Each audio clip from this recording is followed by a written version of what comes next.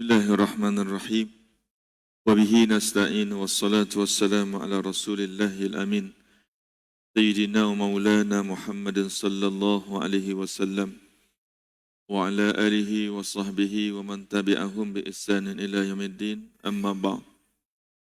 Allahumma arhamna bi tarkil ma'asi abadan ma abqaitana warhamna an natakallafa ma la ya'nina. Warzuqna husnan nazar fima yurdika anna birahmatika ya arhamar rahimin. Assalamualaikum warahmatullahi wabarakatuh. Sidang hadirin yang dikasihi, yang dirahmati oleh Allah Subhanahu wa taala.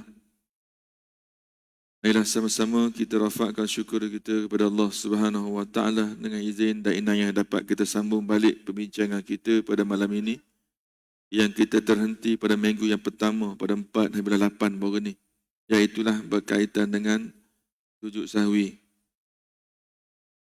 Walaupun begitu sedikit selinganlah untuk kita semua, dan mungkin ada yang tahu cerita ni dan mungkin ada yang tak tahu. Dan mungkin yang tahu ada yang concern, ada yang tak tahu, yang tahu tapi buat-buat tak tahu. Jadi cuma saya tak boleh nak ulah panjang sebab kini masih lagi dalam mahkamah. Jadi kita doa pada Allah Subhanahu wa taala, moga-moga Allah bagi satu keputusan yang terbaik untuk umat Islam di Malaysia, iaitu berkaitan dengan kes Nick Allen. Walaupun nampak dia, kita rasa tak ada gapo, tapi kesannya sangat signifikan kepada masyarakat Islam di Malaysia. Kita doa pada Allah Subhanahu wa taala, moga-moga Allah beri kemenangan, beri satu keputusan yang terbaik untuk di Malaysia ni supaya tidak beri kesan kepada umat Islam yang lain.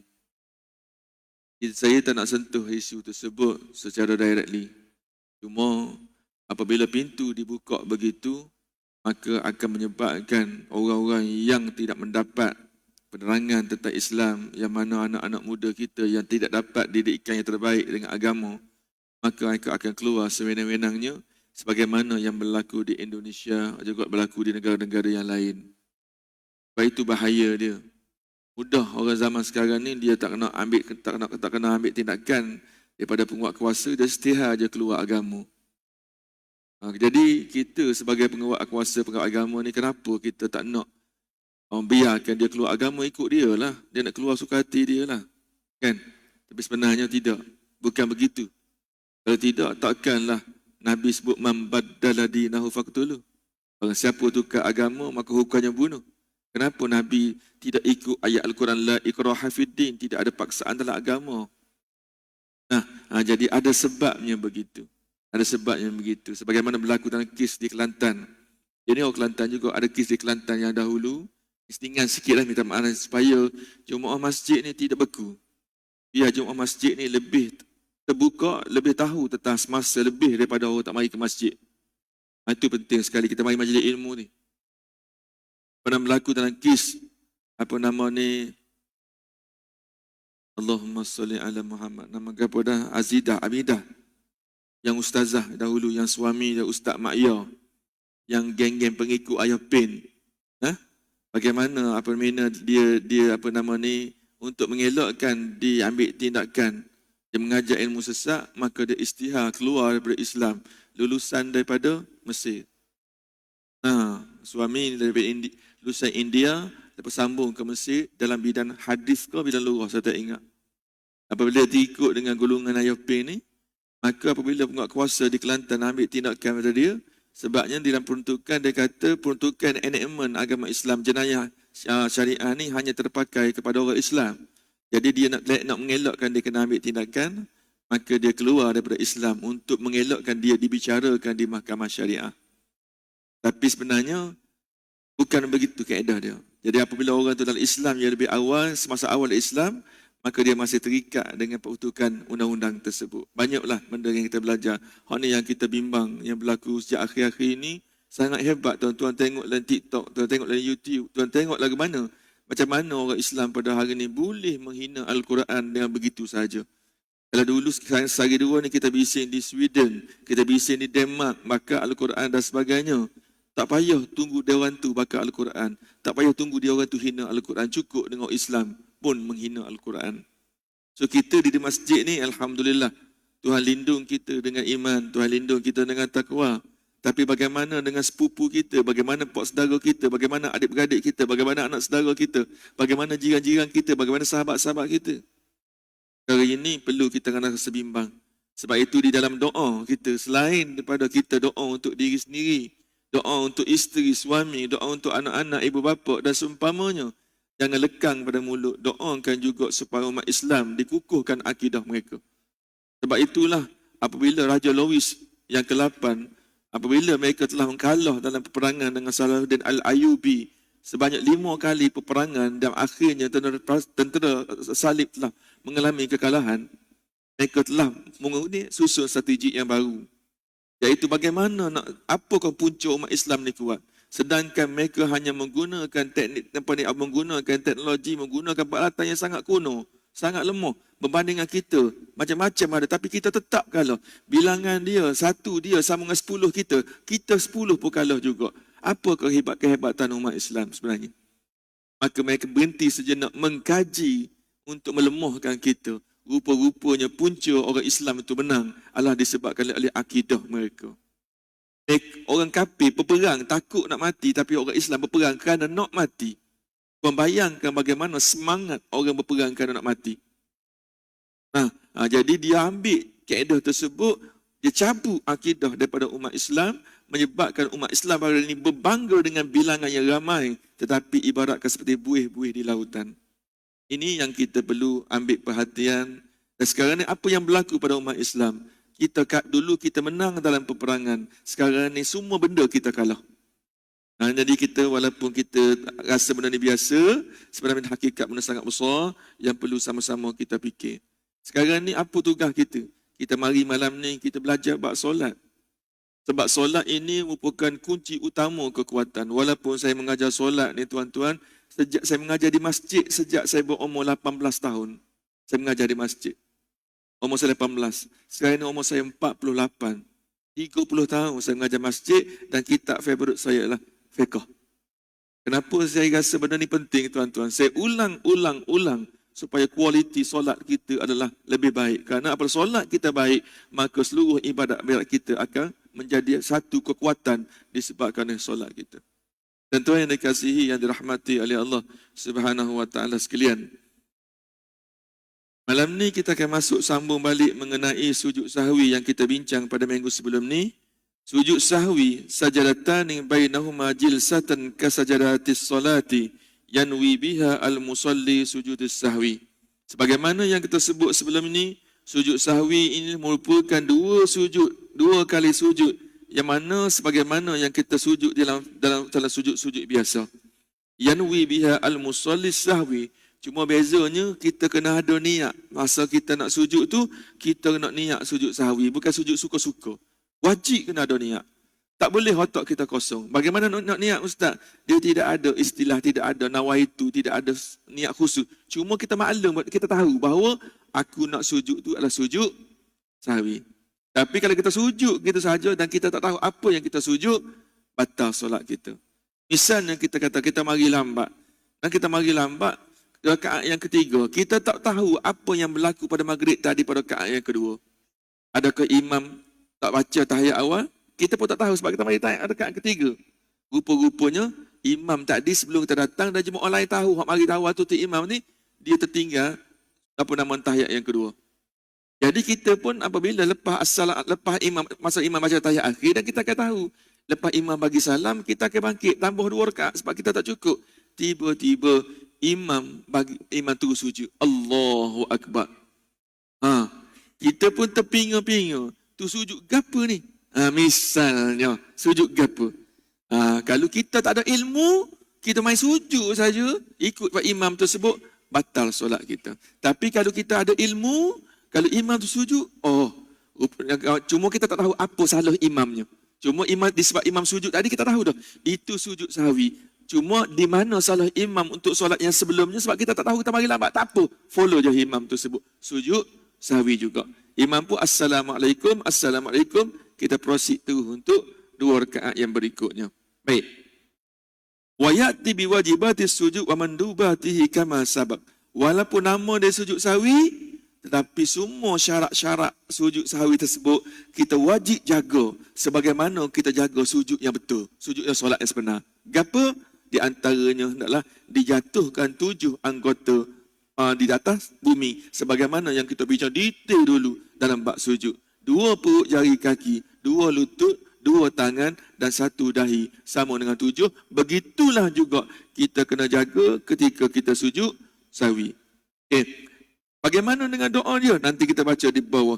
Kawad'il jabhah wa tama'ninah wa tahamu wa tankis wal julus min sajadatain. Maknanya jaga belaka. Baik kita letak dahinya, kena ada tama'ninah dan juga kita kena duduk, dibuat sujud 2 kali dan ada duduk di antara sujud.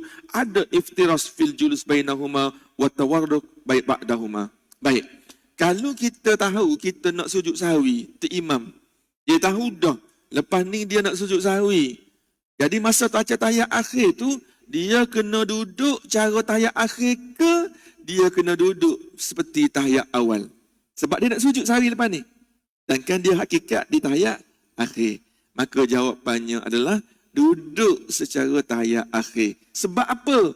Yang pertama, kita nak maklumkan kepada orang yang mari lambat bahawa imam itu sudah pun berada di tahiyat akhir. So maknanya mari lambat tu hendaklah segerakan akad takbir untuk ikut imam. Sebab apa? Kalau kita duduk cara tahiyat awal, hak belakang tu jangan lenggang. Oh, imam tahiyat awal lagi. Dia pun jalan perlahan-lahan. Macam maklimah tu jalan slow jalan. Tengok-tengok Assalamualaikum, baru melompat dia. Yang pertama. Yang kedua, jadi maknanya kenapa kita kena duduk macam tahiyat akhir? Selain daripada nak maklum pada jemaah, yang kedua, sememangnya tahiyat akhir kena duduk secara tawarruk.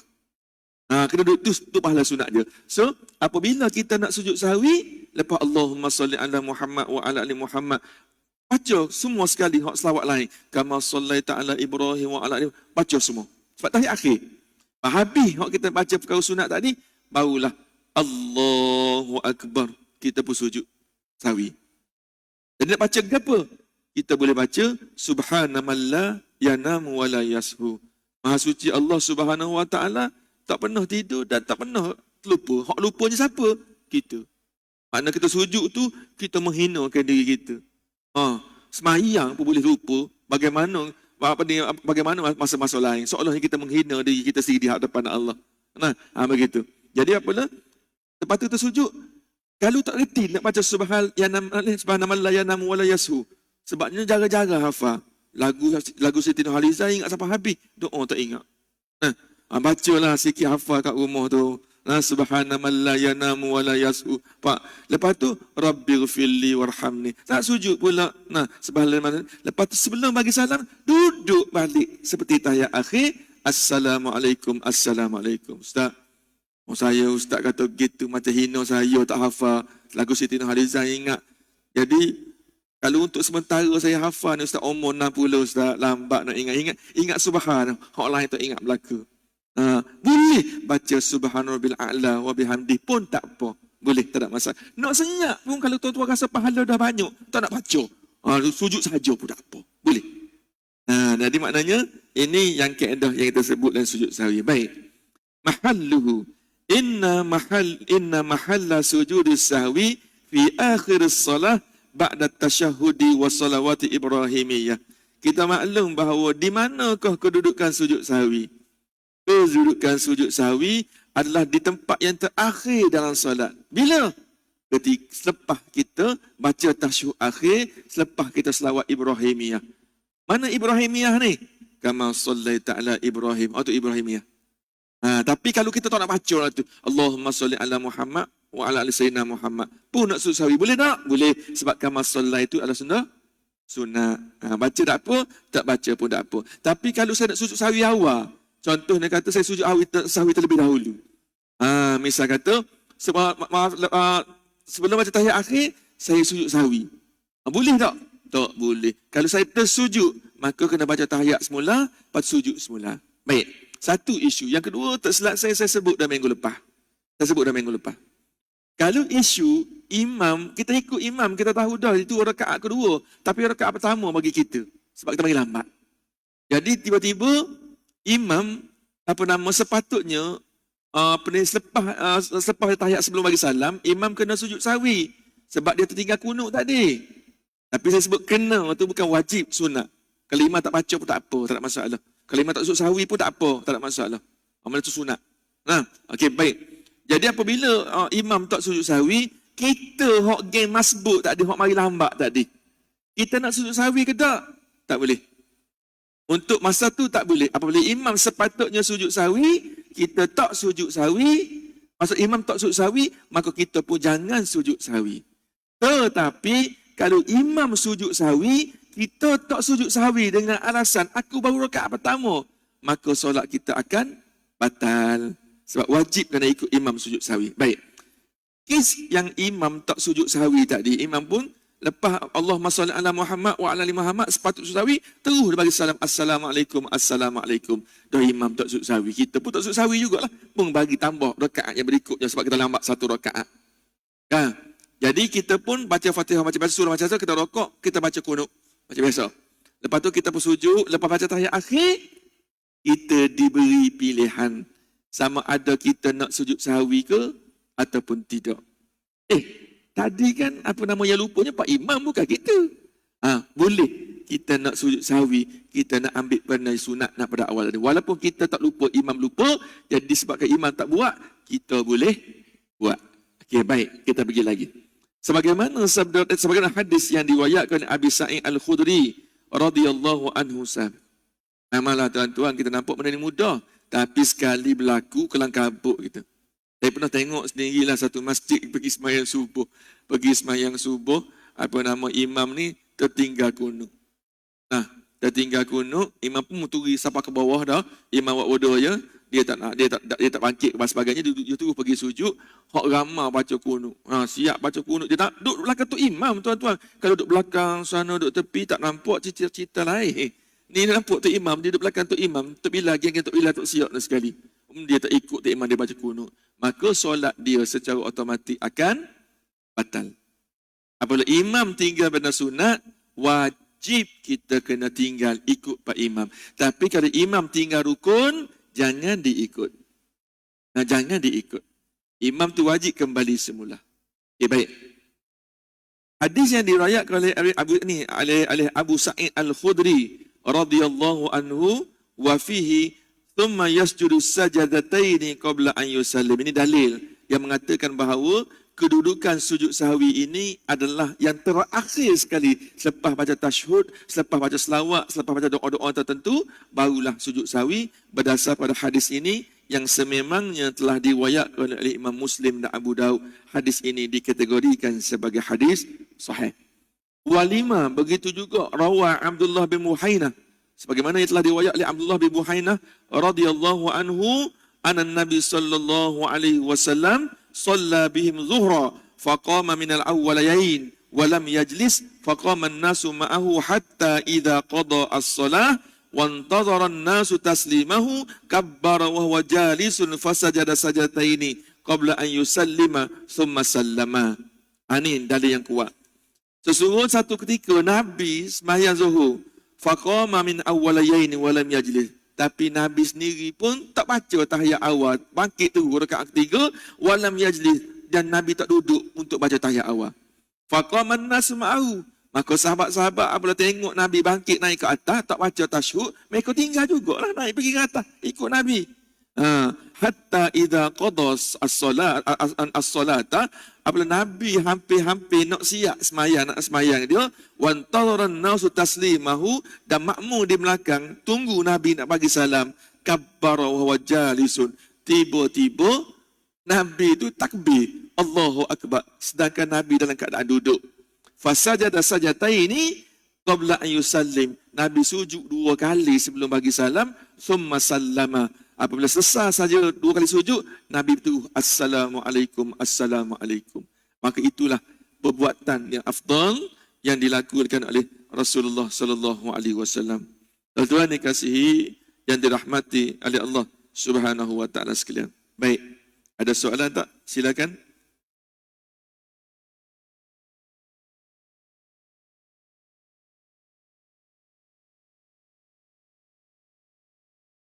Okey.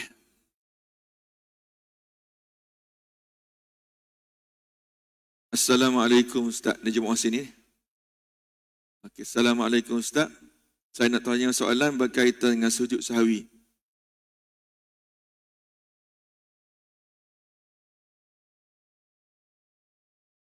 Apabila saya selepas bagi salam,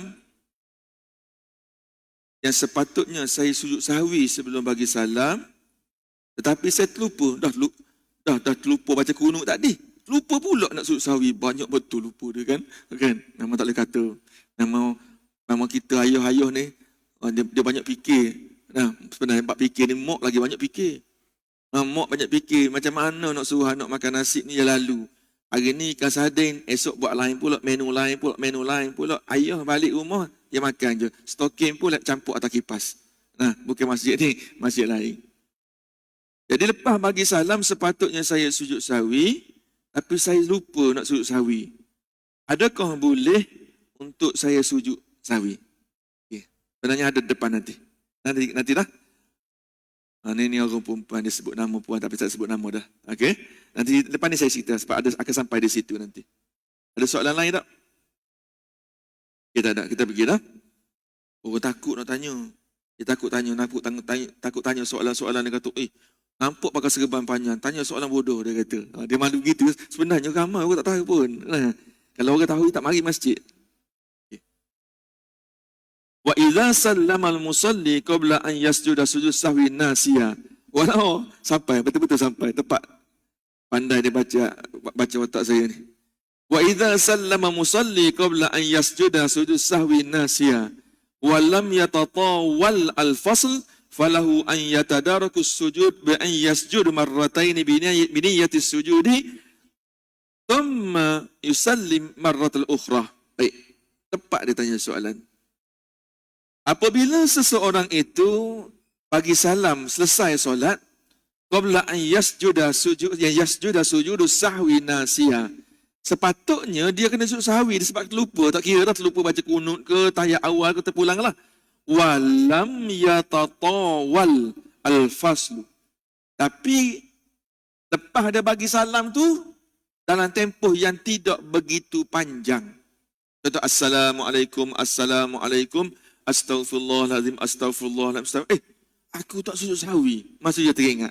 Tapi berhenti dia tu tidak terlampau panjang. Falahu an yatadarakas sujudu. Maka dia boleh sujud semula. Masuk balik solat. Bagaimana tuan-tuan? Bagaimana caranya? Sama juga kita kat misalnya kata gini kan. Okay, apa ni kat di belakang. Sebab dia duk tengah mikir menu apa nak masuk sampai terlupa Zuhur sembahyang 2 rakaat. Contoh.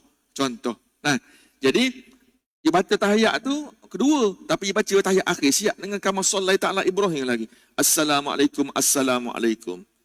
Tiba-tiba, aku baru sembahyang 2 rakaat. Jangan cakap banyak. Dah kita yakin tak cukup 2 rakaat, baru 2 rakaat, terus kita niat dalam hati, aku niat masuk solat. Aku niat masuk solat. Guna bahasa Jawa pun tak apa. Niat dalam hati, aku niat masuk solat. Jadi, terus kita pun, misal kata kita duduk bersila macam ni, kan? Tapi astagfirullahaladzim, aku baru 2 rakaat ni. Terus niat, aku niat masuk solat, betulkan balik sila kita tu, duduk macam tahiyat awal atau tahiyat akhir. Faham maksud saya? Saya ulang kat belakang faham tak? Faham maksud saya lah? Jadi maksud saya, kalau kita dah duduk bersila, tapi tak lama lepas bagi salam tu, astagfirullahaladzim, kita baru tengok tak cukup 2 rakaat. Terus kita betulkan kedudukan kita duduk macam tahiyat awal atau tahiyat akhir, maka kita niat, aku niat masuk solat. Terus bangkit, tak payah Allahu Akbar, tak payah. Maknanya kalau Allahu Akbar nak bangkit ke atas tak apa. Allahu Akbar naik ke atas. Sambung je 2 rakaat, tak perlu akad takbir baru, tak payah. Sambung yang 2 rakaat. Tapi kalau kita dah lupa solat, lupa rakaat kedua, 2 rakaat, assalamualaikum, astagfirullahalazim, sempat pergi tutup api kat dapur, pergi panah air sekejap, duduk tengah panah air tu, tiba-tiba teringat, 2 rakaat tak cukup lagi. Tu tak boleh. Kena berhenti langsung, akad takbir 4 rakaat. Buatlah gitu, tiap-tiap hari pun tak apa. Gitulah makna tuan-tuan sembahyang Zuhur sampai 6 sampai 8 rakaat. Jadi makna itu kedudukan. Begitu juga dengan sujud sahwi. Sama juga. Kalau kita sujud sahwi, kita tak jauh sangat. Assalamualaikum, astagfirullah. Aku tak sujud sahwi. Boleh kita niat, aku masuk solat. Aku niat masuk solat, terus kita sujud sahwi 2 kali, lepas tu Assalamualaikum, Assalamualaikum, tanpa perlu baca tahiyat pun. Tu niat satu sujud sahwi, Assalamualaikum, Assalamualaikum. Tapi kalau saya tak buat, Ustaz, boleh? Saya teringat tu, aku tak sujud sahwi, tapi kita tak buat, tak masuk solat. Boleh. Yang tu hak paling ramai sekali. Nah, tobatlah, tak ramai orang nak undur balik, kan? Jadi maknanya, yang mana lebih afdal? Yang afdalnya, kita undur balik, masuk dalam solat balik, pun tak jadi masalah. Baik.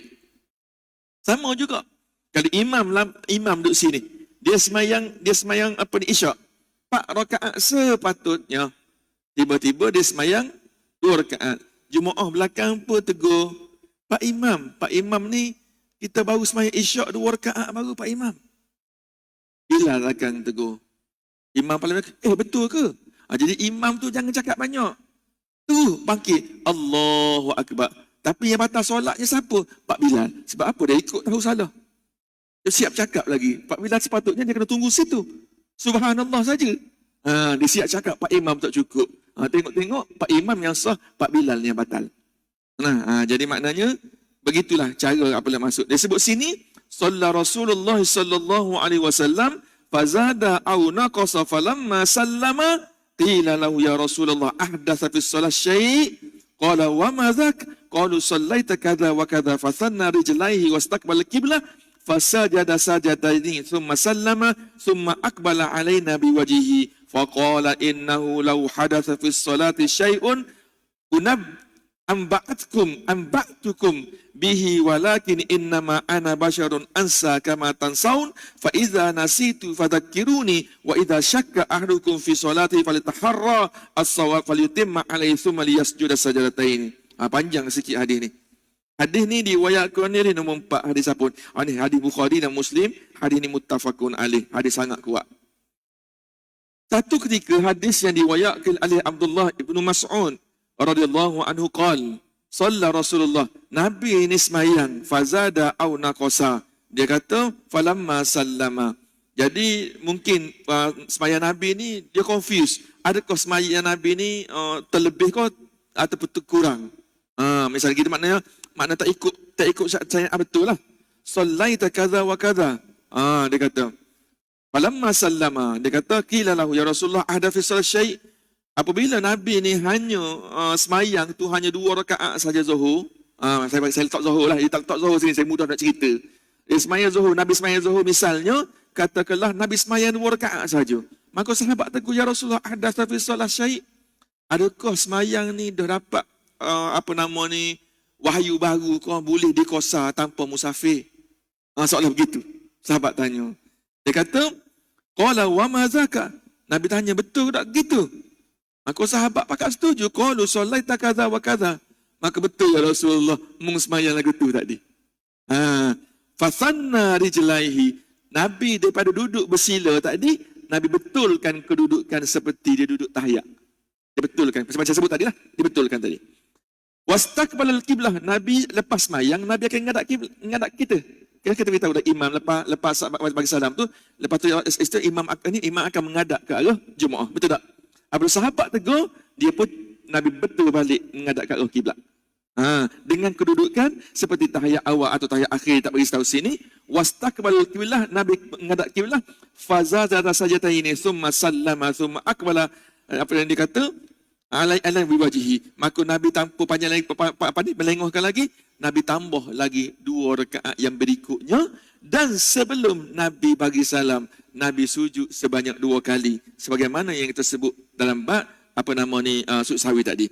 Bukan setakat itu, summa aqbala alaina biwajhihi. Nabi lepas bagi salam tu, Nabi paling balik muka ke arah jemaah-jemaah para sahabat, sebab sahabat terpinga-pinga nak buat gapo. Sujud sahwi masa tak ada lagi, mungkin tak wujud lagi masa tu. Jadi Nabi paling pun pada sahabat lepas buat begitu, faqala innahu law hadatha fi sholati syai'un nabbikum. Dia kata bihi, apabila ada berlaku benda-benda persyaratan yang baru tentang solat, sudah tentu aku akan beritahu kepada kamu. Nabi kata, sebab sahabat tanya tadi, ada ke tak benda baru dalam bab solat boleh qasar walaupun tak musafir? Nabi paling tadi dia kata, kalau ada benda baru di dalam bab solat ni, nescaya aku akan maklumkan kepada kamu. Dia kata, walakin innama. Oh Nabi, ya Allah. Dah, kita ni belagak, sombong. Nabi, manusia yang paling mulia di sisi Allah. Tidak ada manusia yang sehebat Nabi. Allah tidak akan jadikan bumi ini. Allah tidak akan jadikan makhluk-makhluk lain. Disebabkan Nabi ini, sebabkan Allah ni semata-mata nak jadikan nama dia Muhammad bin Abdullah. Pun dia mengaku, walakin innama ana basyarun. Mungkin kena tahu, wahai sahabat-sahabat aku ni juga manusia biasa seperti kamu. Dia kata, ansa kama tansaun. Kalau kamu semua ni boleh lupa, begitu juga dengan aku. Nabi kata begitu. Fa idza nasitu fadzakkiruni. Kalau aku terlupa, maka tidak jadi satu kesalahan bagi kamu untuk ingatkan aku. Nabi kata gini, wa idza syakka ahadukum salat harus sawab. Apabila kamu ragu-ragu dalam solat kamu, 3 ke 4, maka hendaklah kamu cari buat keputusan yang paling tepat, ambil yang paling kurang. Falyutimma alaihi thumma yasjud. Kemudian nanti barulah kamu sujud sahwi. Itu Nabi ajar kita. Nabi pembuat ni, walaupun orang kata Nabi ni dia tak terlupa, Nabi ni nak ajar kita. Kalau terlupa kena buat gini, tapi ni ayat dia. Sebabnya manusia, Nabi ni manusia seperti kita. Kalau Allah tak bagi tunjuk wahyu, begitulah berlakunya Nabi. Kan Nabi kata dah kan, kita baca wa ala nabil ummi wa ala ali. Ummi itu apa? Ummi ni buta, makna orang yang tidak boleh membaca, tak boleh menulis. Nah, kita tidak menghina, tapi kita muliakan bahawa Nabi ni bercakap bukan daripada otak, bukan daripada hati, tapi daripada sana. Sebab Nabi tak boleh baca. Inilah nak tunjuk kita bahawa hak Nabi buat ni segi hakikatnya adalah wahyu daripada Allah Subhanahu wa taala. Baik. Wa idza sallamal musalli amadan qabla an yasjuda lis-sahwi fata sujud sahwi fi al-asl li'annahu qat'a as-salah bis-salami. Walau bagaimanapun bagi orang yang lupa sujud sahwi tadi, maka dia boleh kona balik. Tetapi kalulah dia sujud sahwi itu dengan sengaja, dia kata amadan, dia dengan sengaja, fa in fata sujud sahwi fi asah. Apabila dia bagi salam, dia memang sengaja tak nak sujud sahwi dah, maka pendapat yang paling asah sekali, terputuslah, dia tidak boleh gostan balik, tak boleh undur balik, sebab dia tinggal tadi pun sememangnya dengan sengaja. Baik. Wa idza sallama musalli nasiyan qabla yusli sahwi wa tala al-faslu. Tadi kita cerita, kalulah berhenti pendek, assalamualaikum, assalamualaikum, astagfirullahalazim, tiba-tiba kita teringat kita tak sujud sahwi lagi, tapi kita boleh sambung balik. Ataupun rakaat tak cukup, berhenti tak lama lepas salam tu, kita boleh sambung balik. Tetapi dia kata, kalaulah terberhenti watalal fasl, dan jarak selepas kita berhenti yang kita ingat tu agak panjang, dia kata fala yasjud fil asah, maka tidak perlu lagi kita sujud sahwi. Begitu juga kalau kita tak cukup rakaat, kita teringat selepas kita bagi salam tempoh yang panjang, maka lebih baik kita tak payah tambah rakaat, sebaliknya tambah dengan sempurna. Solat kita 4 rakaat, 4 rakaat. Cuma apabila sebut istilah panjang dan pendek, bagaimana kita nak ukur? Saya sebut tadi, kalau berhenti tidak panjang, kalau berhenti tidak pendek. Kalau berhenti panjang, berhenti pendek. Kalau panjang ni, bagaimana jarak dia? Kalau kita ni bagi sebut macam-macam, apabila kita dah bercakap banyak, apabila kita dah bangun daripada solat dan sebagainya. Jadi selepas saya rujuk banyak kitab-kitab, kita ni kalau kita tak cukup rakaat, kita boleh sambung balik bilangan yang tak cukup saja, ataupun kita boleh kembali semula pada sujud sahwi selepas kita bagi salam sekalipun. Bagi pandangan saya, selepas saya gabungkan pandangan ulama, yang pertama, kita belum berpindah daripada tempat solat. Walaupun kita berpindah dari segi kedudukan, daripada tahiyat awal, tahiyat akhir kita duduk bersila, tak apa lagi. Jadi yang kedua, jarak masa pula ulama, kebanyakan ulama sebut tidak melebihi dengan qadar bacaan Al-Fatihah dengan qadar biasa. Maknanya kalau kita lepas assalamualaikum, assalamualaikum, kita baca istighfar, kita la ilaha illallah, dan bilangan-bilangan itu menyerupai melebihi daripada surah Al-Fatihah, maka kita tak boleh nak gustan balik. Sebaliknya, kena buat semula. Kalau solat tak cukup, kena sembahyang semula. Sujud sahwi pun dah terputus dengan bilangan, dengan jumlah tersebut. Wallahu a'lam bissawab. Okey, kita ada 4 minit lagi ni. Ada soalan apa-apa tak? Tak ada lah? Okay. Nak tanya apa?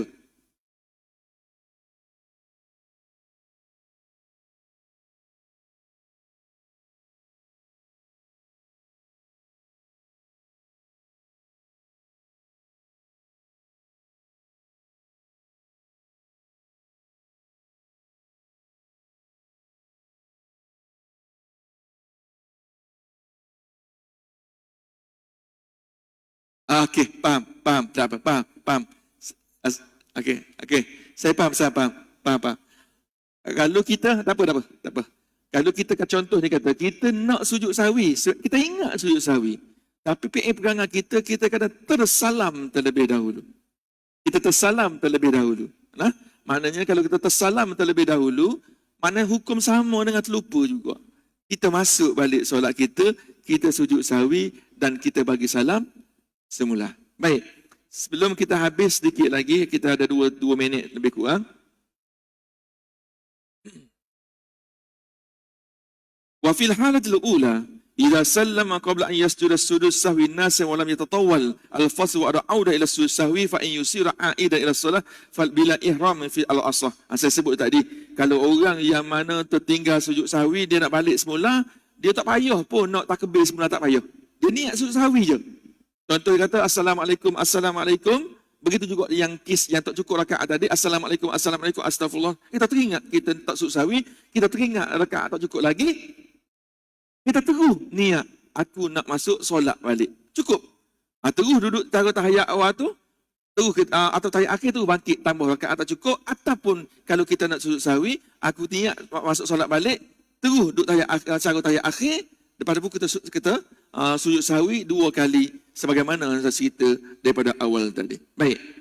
Wa fil halatil ula aidan idza sallama an-nas qabla an yasjuda sahwi wa lan yurid as-sujud sadiq fala sujudu li adami ghurba fihi kal musallim amadan fi annahu fawwathu ala nafsihi bis salami. Tapi kalaulah seseorang itu sememangnya dia tahu dah, dia terlupa kunut atau tak baca kunut, dan dia tahu dia tak baca tahiyat awal sama ada sengaja atau tidak sengaja, yang sepatutnya dia sujud sahwi pada akhir nanti, tetapi dia tak sujud sahwi dengan sengajanya.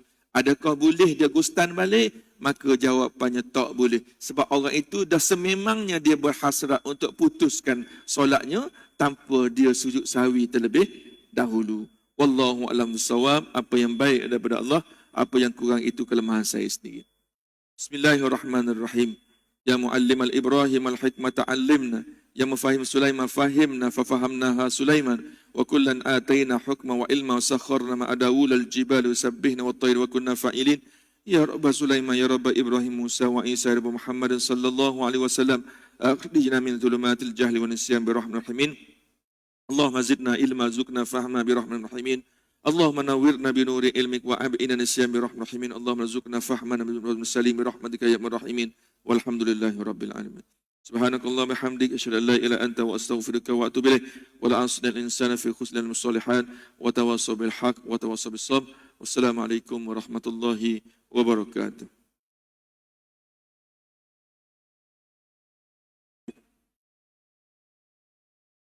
Allahu akbar Allah.